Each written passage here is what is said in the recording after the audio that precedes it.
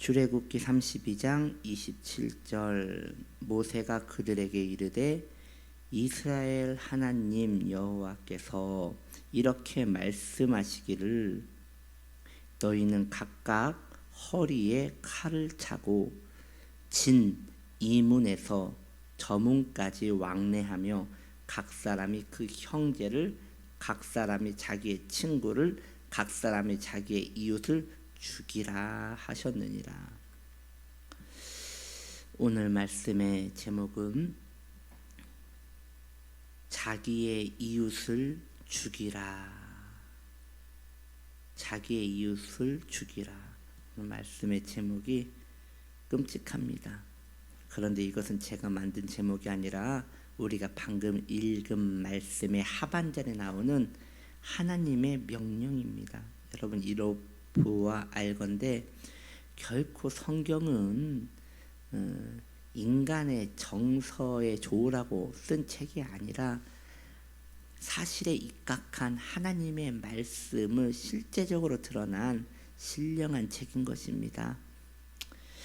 금송아지를 섬긴 이스라엘 백성들에게 모세가 왔습니다. 모세는 말합니다. 여호와께서 말씀하신다. 여호와의 편을 들 사람들은 나오라. 어리둥절하고 정신없는 상황 가운데 레위 사람들이 앞으로 나옵니다. 참 아이러니하지요. 아론이 레위 사람입니다. 그런데 이 금송아지 사건의 주동자가 바로 아론입니다. 또한 모세가 레위 사람입니다. 이 상황을 심판하고자 하는 사람입니다. 그래서인지 레위인들은 이 사건에 대한 책임감을 느꼈던 것 같습니다. 그래서 아론이 방자하게 행했을 때에 레위 지파 사람들은 슬퍼하였고 모세가 이 상황을 문제 삼아서 그들에게 나타났을 때 레위 지파 사람들도 함께 모세와 분노하여 모세와 뜻을 같이 한 것입니다. 모세는 앞으로 나온 레위 사람들에게 말이죠, 매우 무서운 명령, 오늘 제목과 같은 명령을 내립니다. 너희는 금송아지를 섬긴 너희의 이웃, 너희의 가족, 너희의 친구들을 저 진 끝에서 이 진 끝까지 다니면서 모두 칼로 베어 죽여라 라고 말합니다. 그때 엄청난 살상이 일어납니다. 얼마나 죽였는지는 모르겠으나 참으로 많은 이들이 그때의 죽임을 당했음을 우리는 상상할 수 있을 것입니다. 어찌 보면 참 두려운 상황이지요. 우리는 이 본문을 그렇게 도덕적인 시각으로 보아서는 안 될 것이에요.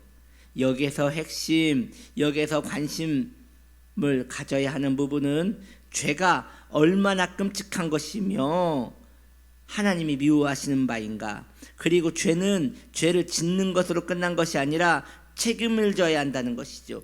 자기의 생명을 주고 바꿔야 할 만큼 책임을 져야 하는 것이 죄의 중함이라는 것을 알 수 있는 것입니다. 그래서 그 죄에 머무는 자들은 결국 죽임을 당한다는 것이 이 메시지의 핵심인 것입니다. 죄는 하나님이 미워하시는 것입니다. 죄는 성도가 가까이 해서는 안 될 악한 것입니다. 죄는 두려운 것입니다. 우리 하나님은 사랑이 많으십니다. 예, 아멘입니다. 아멘. 하나님은 사랑 덩어리세요. 사랑밖에 할 줄 모르시는 분이세요. 그런데 죄를 대하신 하나님은 너무나 무서우신 하나님입니다. 왜냐하면 우리 하나님은 거룩하신 분이기 때문입니다. 하나님을 섬기는 자들은 이처럼 죄를 미워하시는 하나님을 기억해야 합니다. 또한 자신도 그 죄를 두려워하고 무서워해야 하는 것입니다. 그런데 이상하지요? 자기가 짓는 죄에 대해서는 대부분 성도는 자비롭고 중간적 입장을 갖습니다. 그런데 다른 이가 죄를 짓는 것을 보면 그것 때문에 꼭 하나님의 대리자인 것 마냥 분노합니다. 다시요. 자기 자신의 죄의 문제에서는 아주 두리뭉실하고 그냥 둥글둥글 넘어갑니다. 그런데 다른 이가 죄를 짓는 것에 대해서는 꼭 자신이 하나님의 심판 대리자나 되는 양 목에 핏대를 세우고 이 사람은 이것이 잘못되었고 이 사람은 하나님의 진노를 샀고 이 사람은 정말 못됐고 이런 것을 얘기하면서 자신 안에 있는 카타르시스를 느낀다는 것이죠. 여러분, 이것은 바람직한 신앙관이 아닌 것입니다. 이러한 생각은 올바른 마음이 아닌 것이에요. 병든 마음이에요. 자기를 보지 못하고 다른 이를 보기를 기뻐하는 아주 못된 마음인 것이에요. 여러분이요, 하나님을 사랑하십니까? 그렇다면 자신 안에 있는 죄를 미워하는 법에 대해서 배워야 합니다. 하나님을 나의 기업으로 삼고 하나님을 경외하기로 마음을 먹으셨습니까? 그렇다면 자신 안에 있는 죄를 다루는 법에 대해서 더 고민하고 거기에 머물러야 합니다. 자, 인간이 염려와 걱정이 있으면 우울해집니다.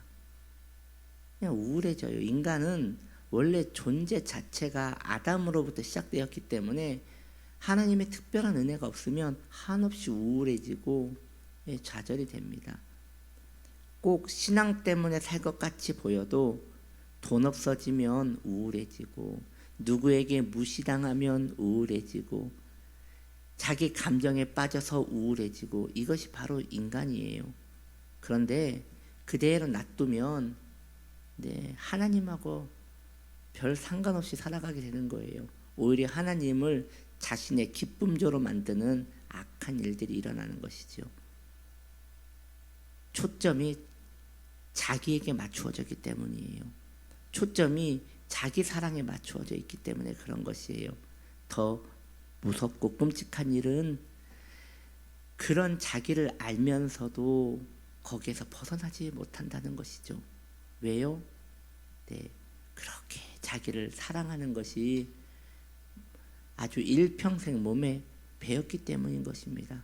그래서 자신의 죄를 살펴서 그 죄를 미워하고 어떻게 하면 하나님을 사랑할지에 대해서 고민하라고 하면 그런 고민은 너무나 고리타분하게만 느껴지는데 자기를 회복하기 위하여 무엇을 더 깨달아야 하고 어떤 것을 더 배워야 한다는 부분에 있어서는 정말 열심을 더 낸단 말이죠. 그래서 지금 이 시대에는 상담학과 심리학이 그렇게 인기를 끄나 봐요. 인문학이 그렇게 인기를 끄나 봐요. 그들은 이렇게 이야기합니다. 행복해지는 법, 사람답게 더 살 수 있는 법, 자신의 분노를 다스릴 수 있는 법, 다른 이에게 핀잔을 받을 때에 상처받지 않는 법, 이런 것들은 엄청난 인기를 끌어요. 그런데 자신 안에 있는 죄를 찾는 법, 하나님이 미워하신 행동을 할 때에 어떻게 처신해야 하는지 알게 되는 법, 이러한 방법에 대해서는 아무런 관심이 없어요. 이러할 때 성도는 길을 잃어버리게 되는 것이에요. 여러분이요, 하나님의 말씀을 들으십시오. 하나님은 레위 지파를 일으켜 세워 다 죽이라고 하였습니다. 그렇다면 우리는 레위 지파에 속한 사람입니까? 아니면 금송아지에 속한 사람입니까? 우리가 레위 지파에 속했다면 다행이거니와 우리가 금송아지를 섬겼던 사람 쪽에 서 있었다면 우리는 그날 죽었을 것입니다. 오늘날도 마찬가지입니다. 오늘날도 하나님께서는 우리에게 말씀하실 거예요. 하나님의 편에 선 자는 나오라 라고 할 때 우리는 그 자리에 나올 수 있는 것입니까? 그렇다면 살 것입니다. 하나님의 편에 선 자는 다른 것이 아닙니다. 자신 안에 있는 죄에 대하여 슬퍼하는 자들입니다. 그리고 그것으로 인하여 마음이 아파서 묵상하고 기도하며 더 하나님을 찾는 데에 마음을 낮추는 자입니다. 그래서 성도님들은, 여러분이요, 하나님의 백성들은 겸손해야 합니다. 자신의 처지를 기억하고 겸손해야 합니다. 겸손해야 합니다. 자신의 눈에서 눈물이 마르지 않도록 겸손해야 합니다. 그렇게 해야지 우리는 은혜로운 삶을 살아갈 수 있는 것입니다. 우리는 이웃을 죽여라 라고 명령한 하나님이 무섭고 모세가 무섭습니다. 왜냐하면 우리도 죽을 수 있기 때문입니다. 그런데 그 근원인 죄는 무서워하지 않습니다. 꼭 죽이라고 하신 하나님은 무섭고 실제로 죽어야 하는 죄는 무서워하지 않습니다. 왜일까요? 뼛속 깊이 죄를 사랑함이 있기 때문입니다. 그런데 죄를 사랑하는 자기 자신을 또 미워하지 않습니다. 이 마음이 바뀌어야 돼요. 하나님을 사랑하기로 마음을 정해야 돼요. 그렇게 큰 말뚝으로 땅을 파헤쳐 박아내듯 하나님 앞에서 내 마음을 이렇게 정해야 하는 것입니다. 그렇게 하나님을 사랑하고 죄를 미워하는 복된 하나님 사람들 되시기를 예수님의 이름으로 축복합니다. 아멘.